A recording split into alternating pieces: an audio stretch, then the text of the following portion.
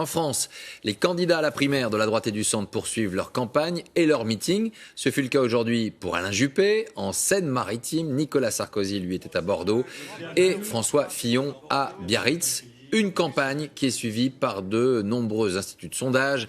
Et la question qui alimente aujourd'hui bien des débats concerne leur efficacité. Après le Brexit, l'élection de Donald Trump a une fois de plus semé le doute auprès de la population. Et chez les sondeurs, qu'en pense-t-on? Jean-Baptiste Marteau, Vincent Pifteau. Des électeurs américains qui ont fait mentir les sondages. Depuis 3 jours, les experts enchaînent les plateaux télé pour se justifier. Le vote démocrate a été beaucoup plus faible que prévu. On a eu tout faux.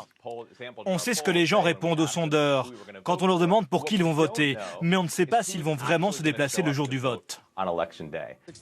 Ils avaient bien prévu une courte avance d'Hillary Clinton au niveau national, un vote populaire dominé d'une courte tête par la démocrate.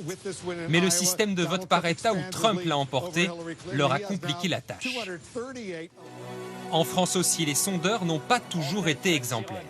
Des voix, énorme surprise, Jean-Marie Le Pen semble devoir être le second avec. C'est le cas en 2002. 48 heures avant le premier tour, Lionel Jospin est donné 4 points devant Jean-Marie Le Pen. Mais le 21 avril à 20 h, c'est bien le fondateur du FN qui devance le Premier ministre sortant.